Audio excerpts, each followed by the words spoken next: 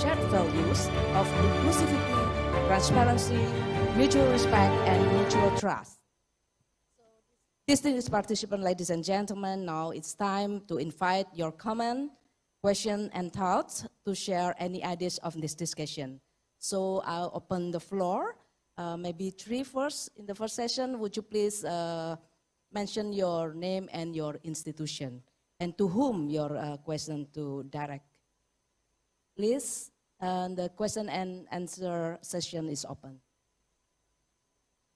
Yes, the gentleman behind. Bisa tolong mic-nya?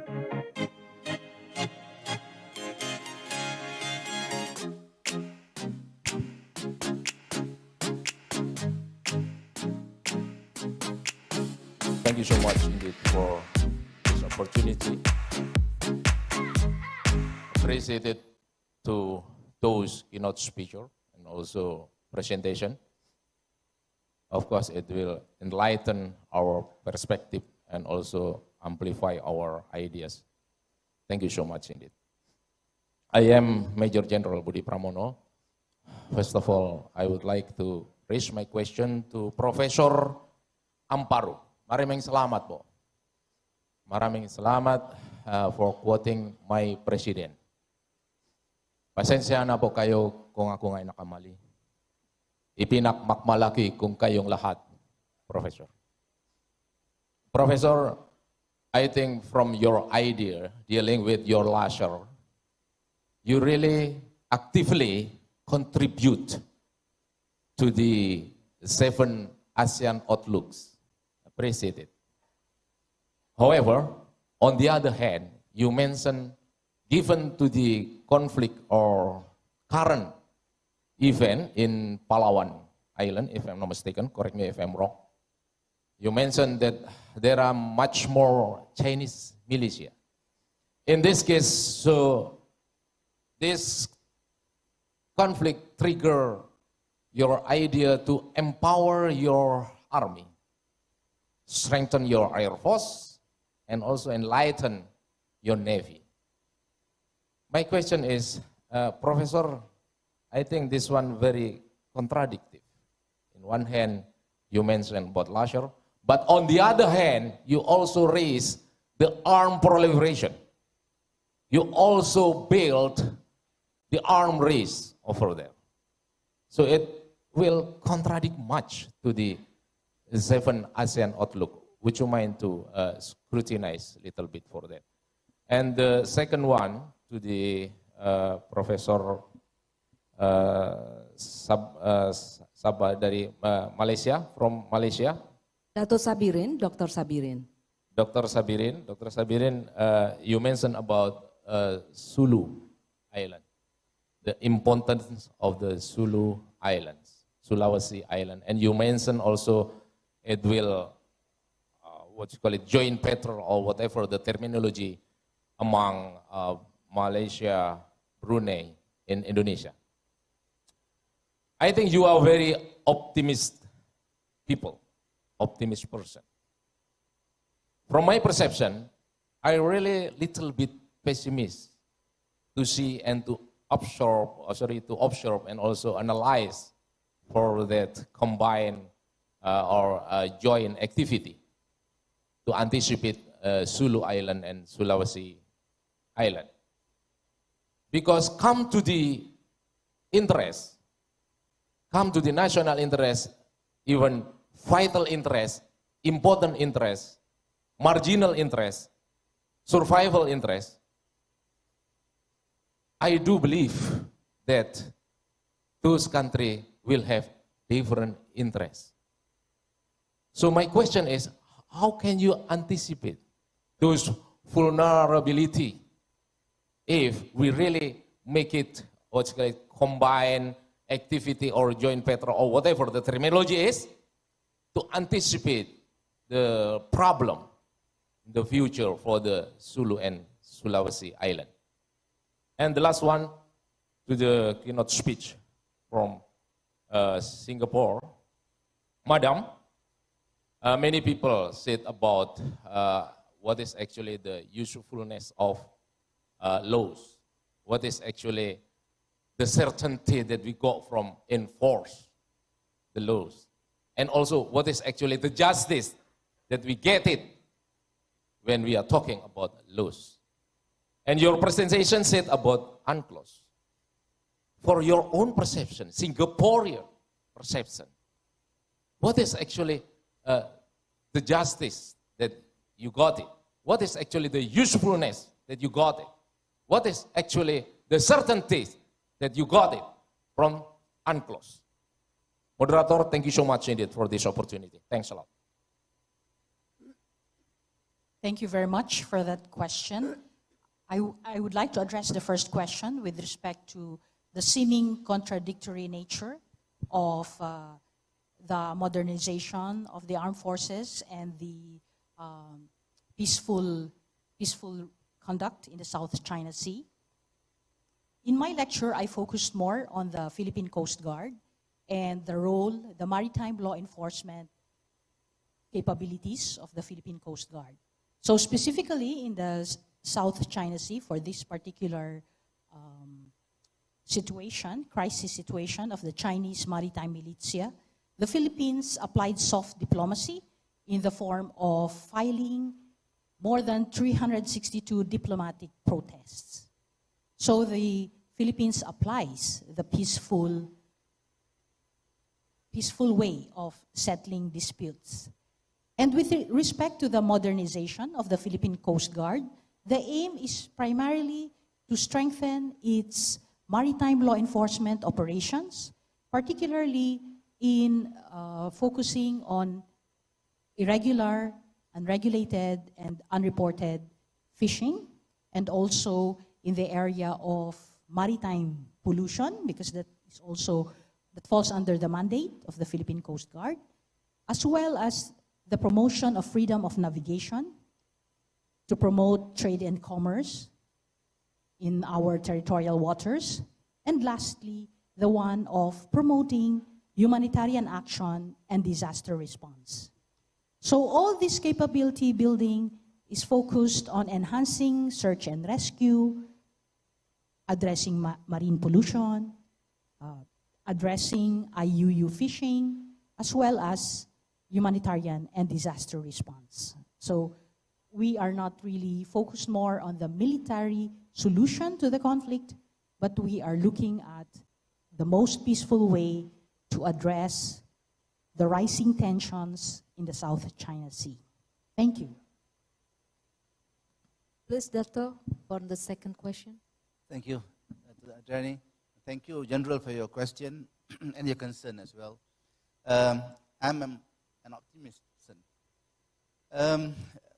I appreciate your experience on the ground, seeing that there are a lot of conflicts happening.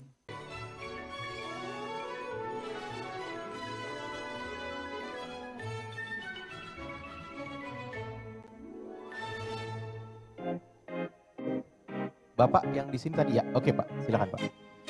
Thank you so much indeed for this opportunity. I really like to ask question first from Singaporean. You mentioned about AUKUS update 2023, and I really pay attention with your very interesting sentence. What is that? Nuance changed in tone. That's very good sentences. And in this case also you mentioned that Singaporeans fully supported US military presence, if I'm not mistaken, in your slide. So my question is, I think you do realize that your neighbor, Indonesia and Malaysia, besides, you also supported the U.S. military presence. So, what do you think if I heard and I observed the slide before dealing with the nuclear weapon? The U.S. is the one who has the type UV. I mean FU. Sorry, FU. So Not like China. China is NFU. So what do you think? Because we are talking about preemptive strike. Because yesterday we are talking about how to solidify ASEAN, how to unite ASEAN. So I really want to know from your perspective, from Singaporean eyes. That's the first one. And to Singapore and then to Malaysian, Dr. Ping Ho. Oh, sorry, yeah, Dr. Ping Ho. You're talking about the nuclear plant. Will you, Malaysian, will build the nuclear power plant? I think you said and you will answer no. But before 2010, if I'm not mistaken, correct me if I'm wrong, that you also have the plan to build nuclear power plant. Given to the unrenewable resources, unrenewable natural resources, so I think it is the indispensable factor to build nuclear power plant.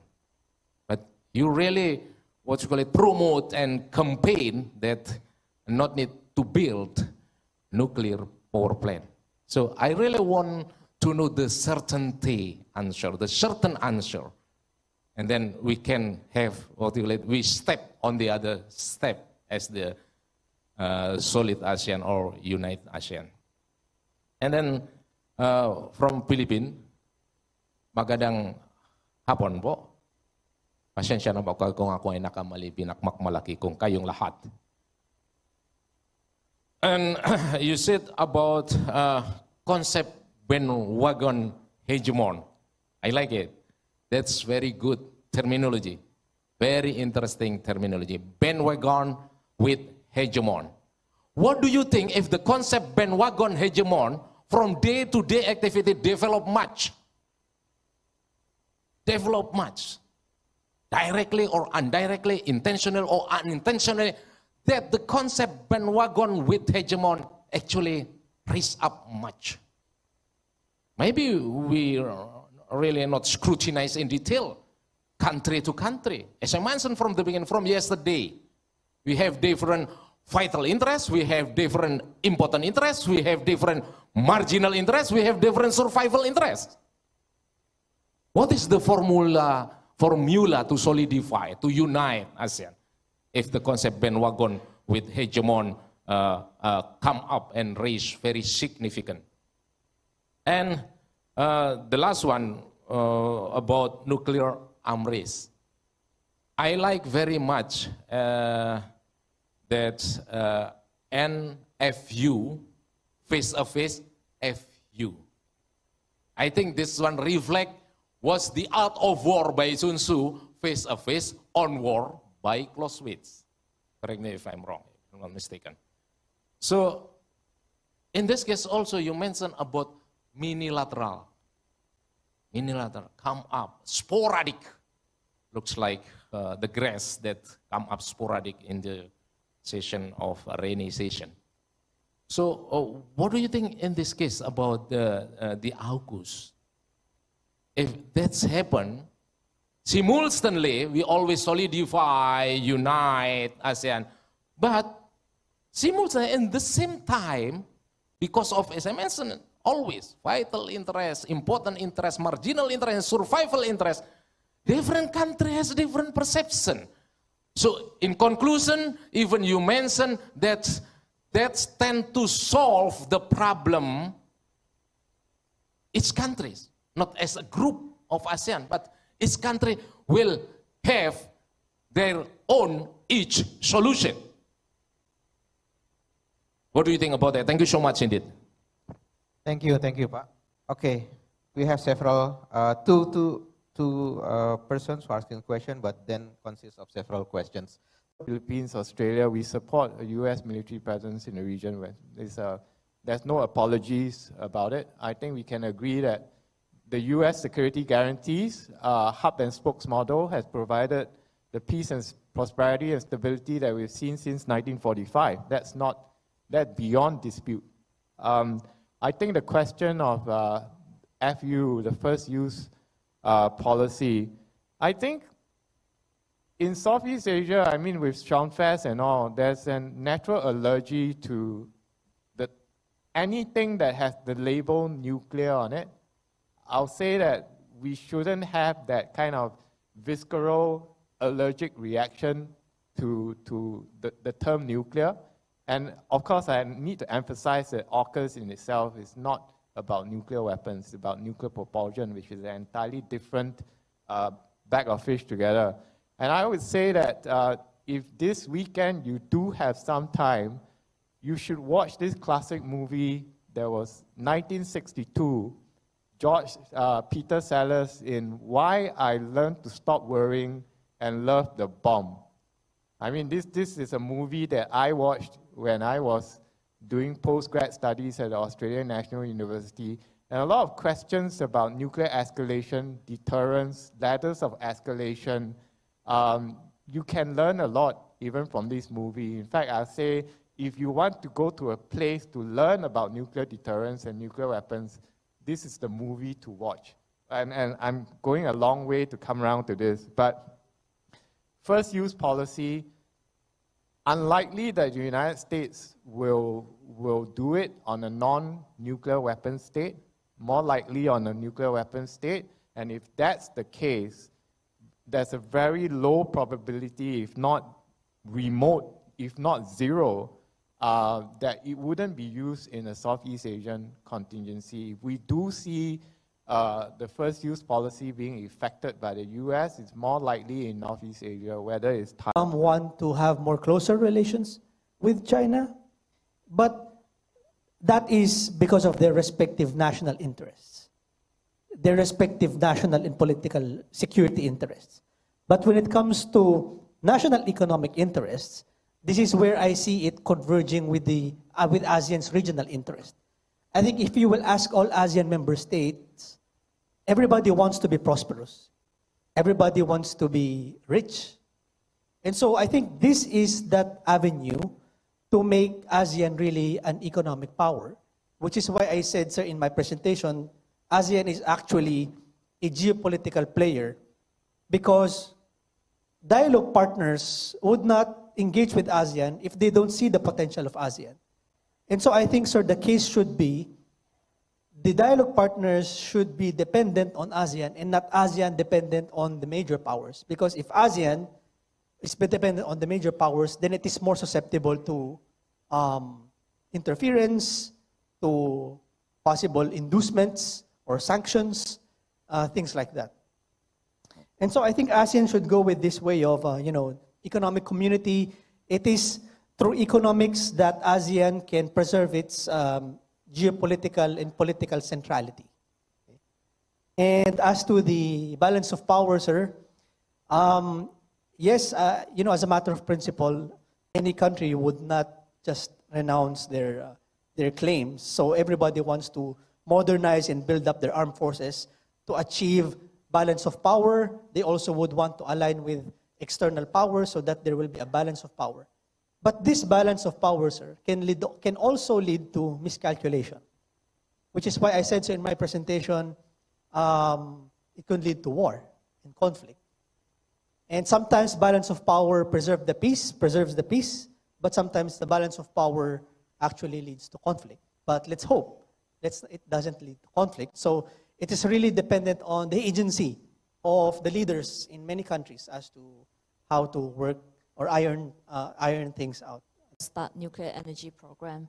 I think this is a very good opportunity for all countries to really start exercising familiarization among ourselves. What do we actually think about nuclear energy right now? Because SEANWFZ doesn't prohibit us to explore the options. So if we want to, we can. But how can we assure one another?